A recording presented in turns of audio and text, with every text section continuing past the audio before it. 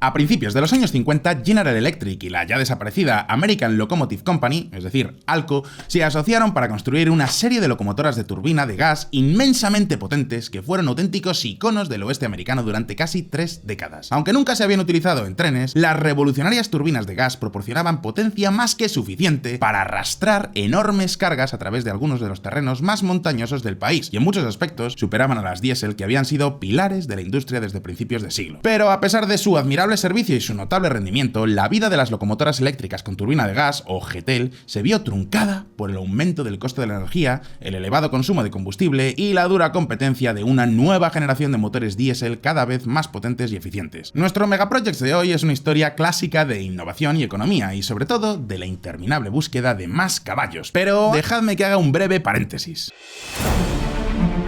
Seguro que estamos todos de acuerdo en que los chips se han convertido en el corazón de la evolución tecnológica. Desde el F-35 hasta el último modelo del iPhone, pasando por la Thermomix, los chips están por todas partes y se han convertido en un componente indispensable de la industria moderna, incluyendo la industria militar, algo que en Washington se considera una amenaza. Y diréis, ¿por qué? Pues porque a pesar de que este país fue el origen de esta industria, hoy en día el 80% de la producción mundial de chips se encuentra localizada en Asia, particularmente en Corea del Sur y Taiwán. Si hablamos de chips avanzados, estos dos países suponen más del 70% de la producción mundial. Esto supone un riesgo geopolítico que ahora los estrategas del Pentágono, el Congreso y la Casa Blanca quieren cambiar. Pensadlo bien, ¿qué ocurriría si se desatara un conflicto en Taiwán o si China decide bloquear la isla? El daño para Estados Unidos podría ser enorme, y para evitarlo, el Congreso de este país ha sacado adelante la conocida como Ley Chips y Ciencia. Pues bien, de todo esto hablamos en el próximo vídeo que han sacado en Si lo hubiera sabido, que como sabéis es el canal de actualidad financiera de Mutuactivos con el que colaboramos. Allí te enterarás de todos los detalles sobre cómo Estados Unidos quiere ganar la que ya muchos denominan la carrera de los chips. Te dejamos el link en la descripción. Y ahora sí, vayamos con los GTL de Union Pacific.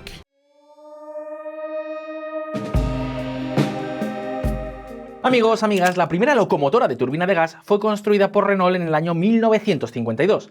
Con algunas variaciones menores, las centrales de turbina de gas eran notablemente similares a las de los motores de reacción, cada vez más comunes en los aviones de la época. Con tan solo 1000 caballos, la locomotora de Renault no era precisamente un peso pesado, y al otro lado del Atlántico, en Estados Unidos, se estaban diseñando máquinas mucho más grandes. De hecho, la Union Pacific llegó a operar más GTLs, más locomotoras de turbinas de gas eléctricas que cualquier otro ferrocarril del mundo, y algunas tenían hasta 8 veces más caballos que sus homólogas francesas. Sin embargo, las locomotoras ya existían desde hacía mucho tiempo cuando los monstruos de las turbinas de gas aparecieron en escena. Las máquinas que precedieron a las GTL fueron impulsadas primero por vapor y después por motores diésel, aunque ambos funcionaron en paralelos durante décadas. Las máquinas de vapor se introdujeron en 1802, cuando el ingeniero inglés Richard Trevithick construyó una moderna central eléctrica que instaló en una locomotora desvencijada. Llamada máquina de vapor de alta presión, Trevithick presumía de que su invento producía suficiente potencia como para arrastrar 10 toneladas de hierro, 5 vagones y 70 hombres. Tardaba más de 4 horas en recorrer tan solo 14 kilómetros y medio. Pero oye, como se suele decirse, Roma no se construyó en un día. No obstante, la máquina puso en marcha una avalancha de innovaciones que cambiarían el transporte ferroviario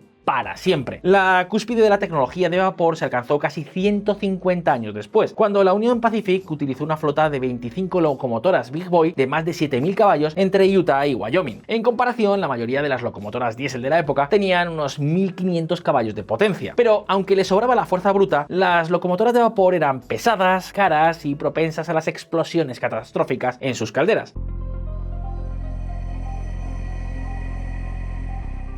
Las locomotoras diésel empezaron a aparecer en gran número en la década de 1920, pero la mayoría se limitaron a rutas planas y a trabajos en los patios porque no tenían narices para salir a la línea principal, donde las cargas eran pesadas y los grandes cambios de elevación eran muy habituales. De hecho, muchas tenían menos de 1000 caballos de potencia, lo que significaba en la práctica que cuando se aventuraban a salir, se utilizaban a menudo en grupos de 2 o 3. Con el paso del tiempo, no obstante, los ingenieros mecánicos fueron exprimiendo cada vez más a los diésel, pero lo cierto es que pocos llegarían a tener la potencia de los Big Boys y los GTL. Sin embargo, gracias al bajo coste de mantenimiento y explotación, acabaron convirtiéndose en los principales protagonistas del panorama ferroviario, y de hecho lo siguen siendo en la actualidad. En Inglaterra, sin embargo, no sería hasta después de la Segunda Guerra Mundial cuando las primeras locomotoras diésel entraron en servicio en las principales líneas. Por otro lado, a finales de los años 30 en Estados Unidos, las grandes locomotoras eléctricas y diésel estaban por todas partes, y de hecho muchas parecían obras maestras del Art Deco. Grandes, elegantes y con pinturas de colores, eran todo un espectáculo para la vista. pero lamentablemente seguían careciendo de lo más importante, la potencia.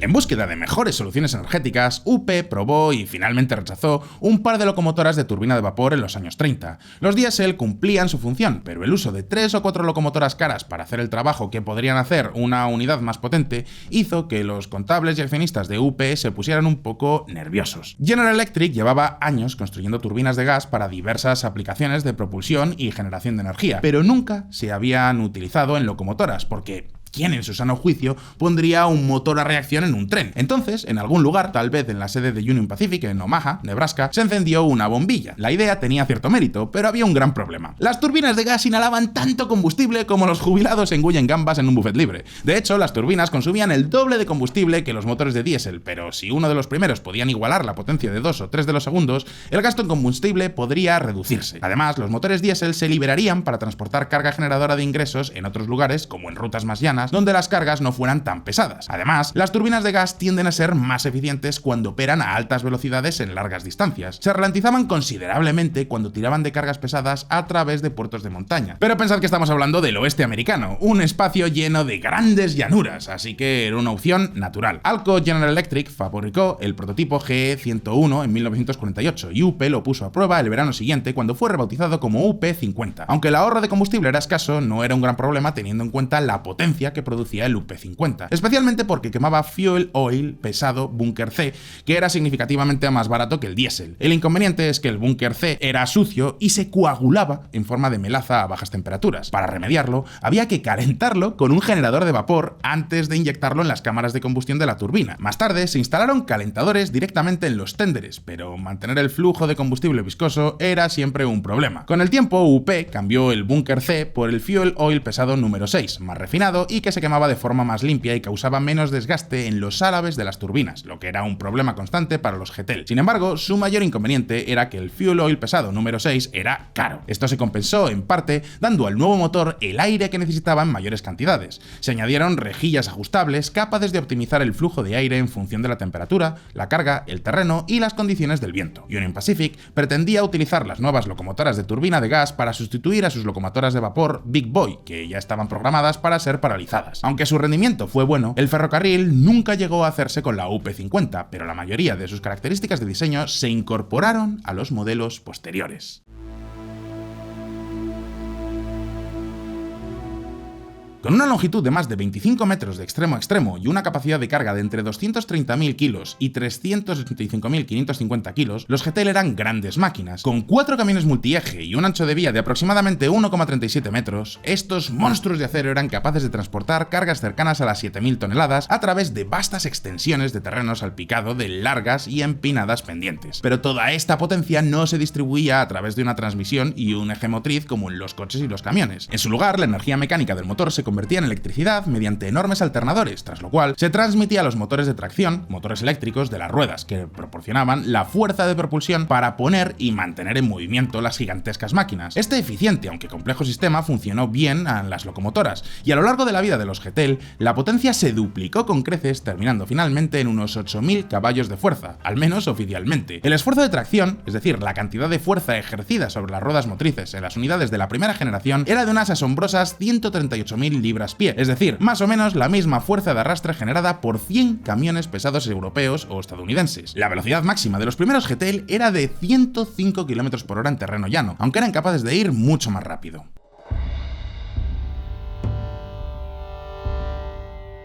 Bien, entre enero de 1952 y agosto del 53, Union Pacific recibió 10 GTLs de Alco General Electric. A un precio de $500,000 cada una, unos 5,2 millones de dólares actuales, las locomotoras eran similares a las Union Pacific 50, con la excepción de que solo tenían una cabina en un extremo. Este cambio de diseño aumentó la capacidad de combustible a 7.200 galones estadounidenses, lo que resultó muy útil ya que las nuevas GTL tiraban de la carga entre Green River, Wyoming y Ogden, Utah. En 1954, cuando ya estaban rodadas, las las GTL empezaron a cubrir también otras rutas del oeste, y al año siguiente, para compensar su alto consumo de combustible, se añadieron cargadores de combustible de 91.000 litros detrás de las locomotoras. Esta configuración amplió su autonomía lo suficiente como para permitirles realizar el trayecto de 1.448 kilómetros entre Ogden, Utah y Council Bluffs, Iowa. Durante este tiempo también se probó un nuevo sistema de toma de aire en el techo para proporcionar a los motores más aire con los que refrigerar y así aumentar la eficiencia de la combustión. Bien, se construyeron sucesivas locomotoras con esta nueva característica,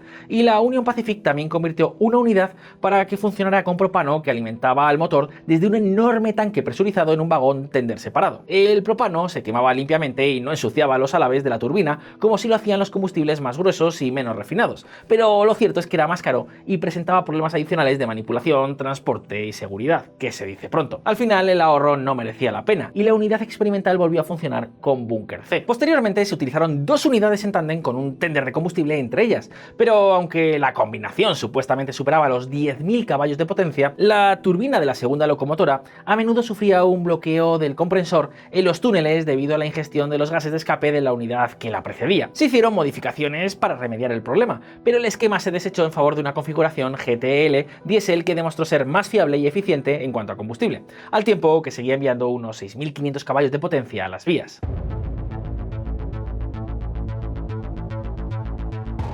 La primera de las más de una docena de GTL de segunda generación se entregó a la Unión Pacífica a principios de 1954. Apodadas unidades veranda porque el alojamiento del motor era más estrecho que la propia locomotora, presentaban dos pasarelas laterales cada una que les daban un aspecto claramente diferente y facilitaban a los tripulantes el acceso desde la cabina al compartimento del motor. Los motores, las tomas de aire y otros componentes de las unidades de segunda generación eran similares a los de los modelos anteriores, pero las cargas se habían vuelto tan inmensas que casi todas las unidades se utilizaban ahora en tándem con una locomotora diésel.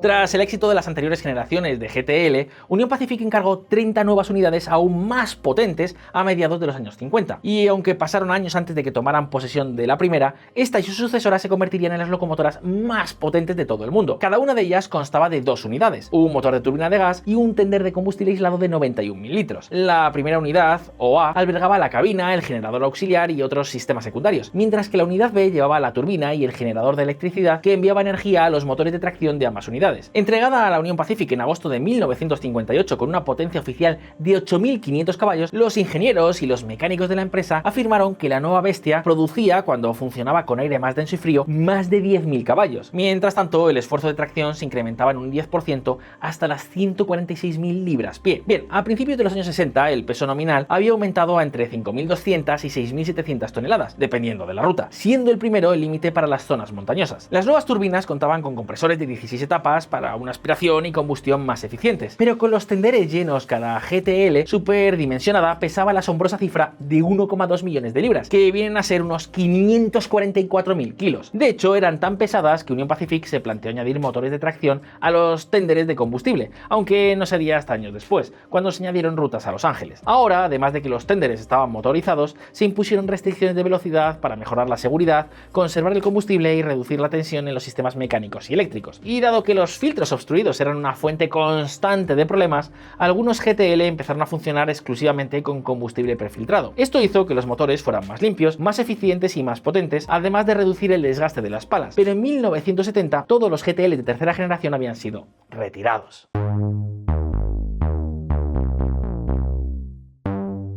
En octubre de 1962, Union Pacific construyó una GTL tipo Frankenstein utilizando una vieja cabina comprada a la Great North Railway y una turbina de gas modificada de una locomotora de primera generación. Con dos unidades, 12 ejes propulsores y un motor diésel auxiliar de 2.000 caballos, la unidad experimental alcanzó una respetable potencia de 7.000 caballos, pero la inyección de polvo de carbón en la cámara de combustión de una turbina de gas no estuvo libre de problemas. A pesar de lo que digan los ejecutivos del sector energético hoy en día, el carbón no es precisamente un combustible limpio, y era aún más sucio hace más de medio siglo, cuando los motores eran mucho menos eficientes. De hecho, los problemas de erosión de las palas y de emisión del hollín, tan comunes con el combustible Bunker C, se amplificaron hasta el punto de que el aumento de los costes de mantenimiento anuló con creces el ahorro que suponía utilizar carbón barato como energía. Finalmente, tras pasar menos de 2 años en servicio, esta vieja locomotora híbrida fue puesta a descansar y posteriormente desguazada para obtener piezas de repuesto.